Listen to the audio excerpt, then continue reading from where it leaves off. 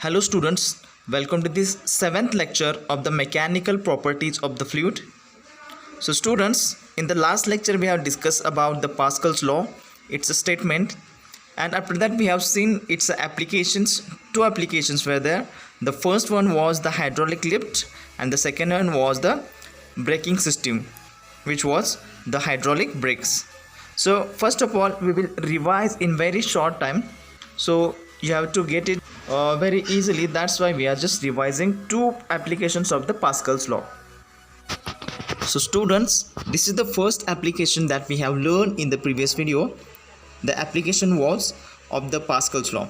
So this is the hydraulic lift and you can see it's a diagram. Now there is the arrangement of two tanks in which the liquid is filled. Means you can see the fluid, the hydraulic fluid has been filled, and those two tanks has been covered with the two pistons. As you can see, the pistons are S1 and S2, and the P1 and the P2 are the pressures of the first tank and the second tank, and the A1 and the A2 are the areas of the first piston and the second piston, and the F1 is the force which we are going to apply over the first piston, and the F2 is the force that we have obtained as the output after the applying the F1 force over the S1 piston. So students, this is the entire diagram of the hydraulic lift.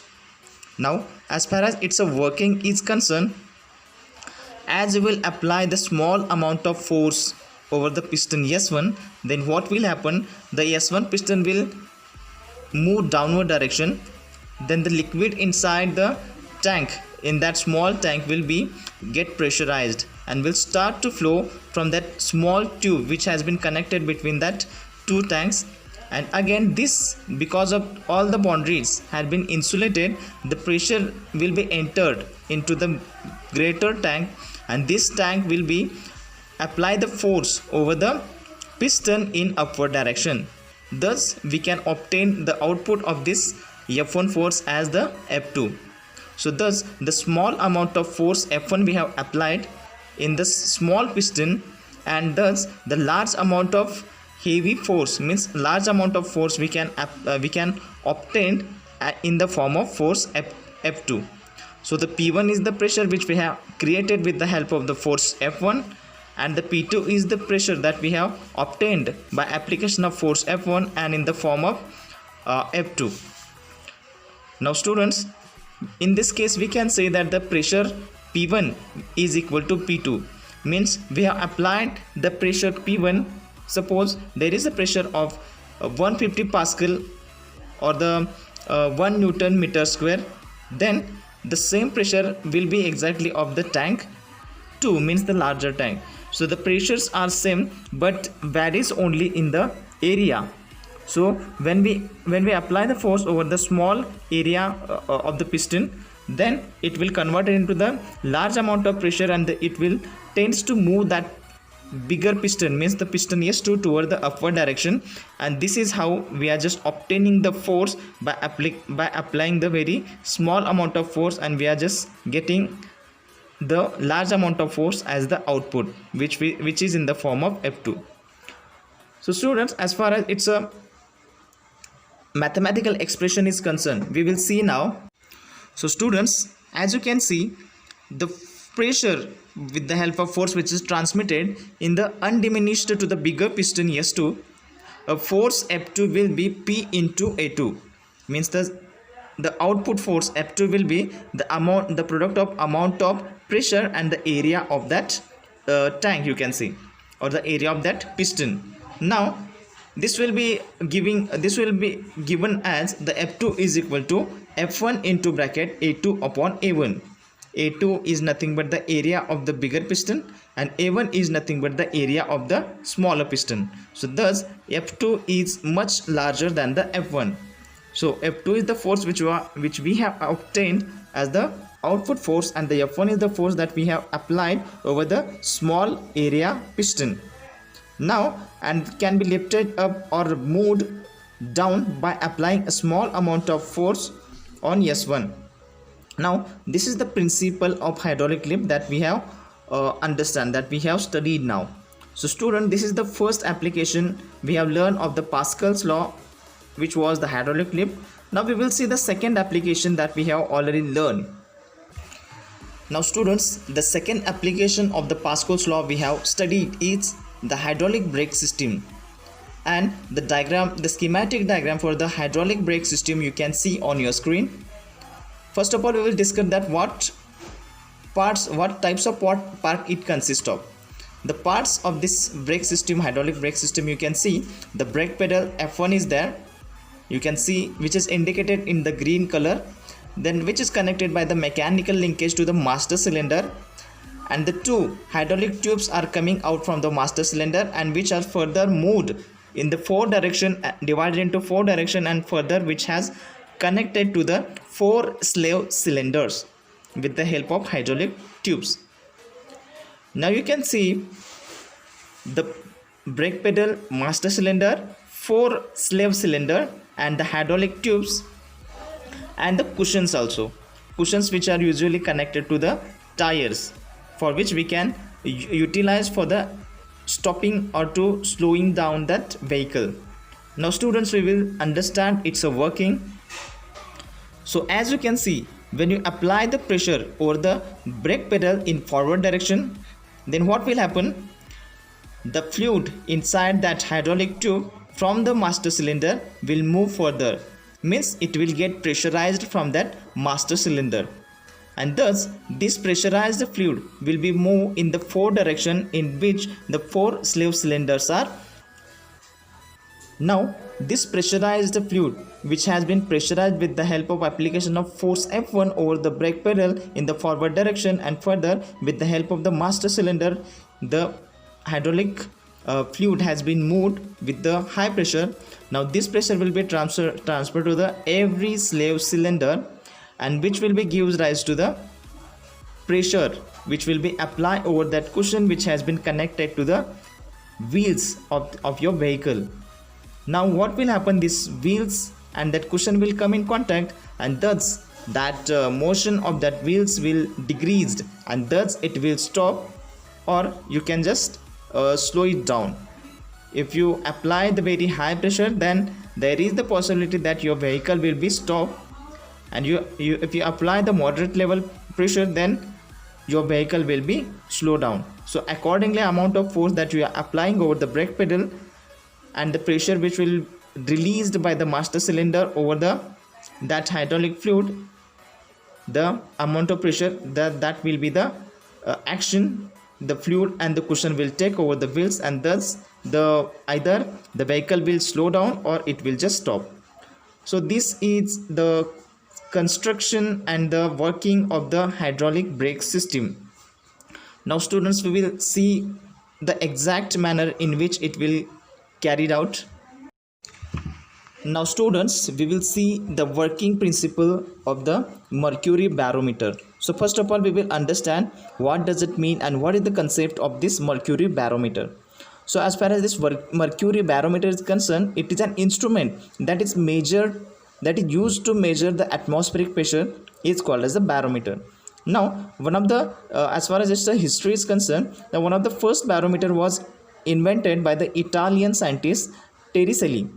Now the barometer is the form of a glass tube completely filled with the mercury and placed upside down in the small dish containing the mercury. So it's a schematic diagram you can see over your screen. Now we will see a glass tube of about 1 meter length and a diameter of about 1 centimeter is filled with the mercury up to its brim. As you can see in the diagram, it is then quickly inverted into the small dish containing mercury. The level of mercury in the glass tube lower as some mercury spills in the dish. Now a gap is created between the surface of mercury in the glass tube and the closed end of the glass tube. The gap does not contain any air and it is called as a Torricelli's vacuum. Means this type of vacuum which will be created by spilling that mercury which was inside that small tube, which will be spilled into that dish, and the vacuum created in this case will be the torricelli's vacuum.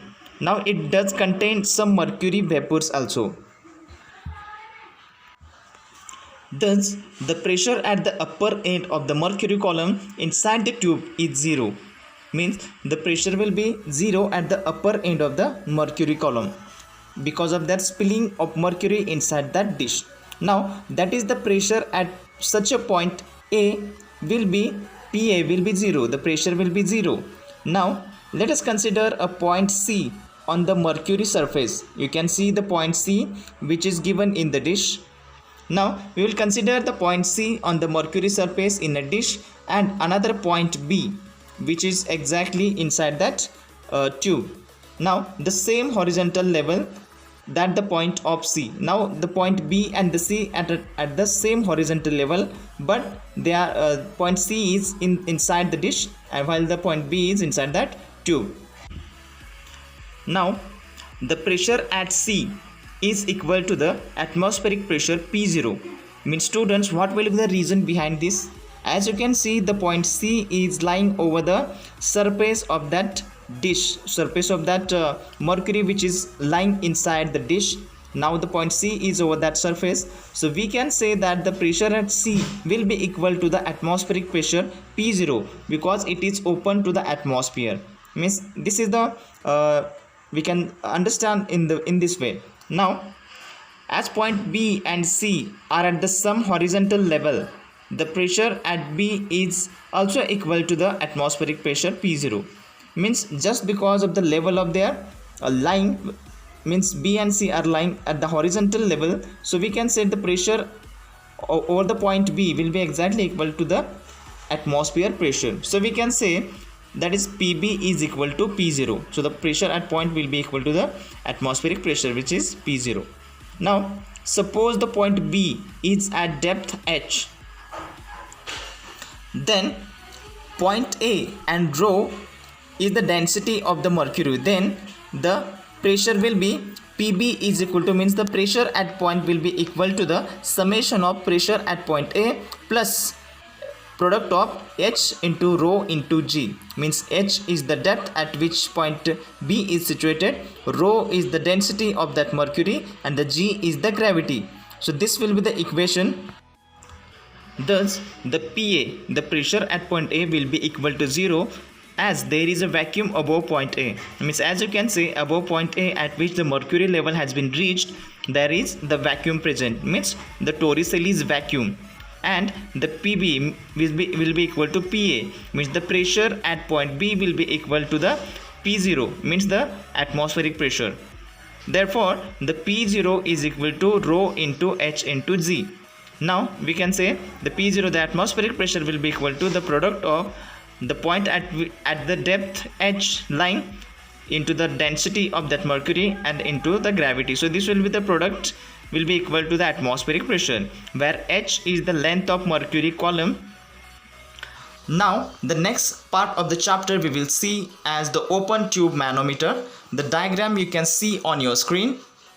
A manometer consists of a U-shaped tube partly filled with the low density liquids such as the water or the kerosene. Means a manometer tube which is U-shaped, you can see, and which is the partly filled with the low density, means the low density fluids like water and the kerosene. Now this help in having the larger level difference between the level of liquid in the two arms of the manometer.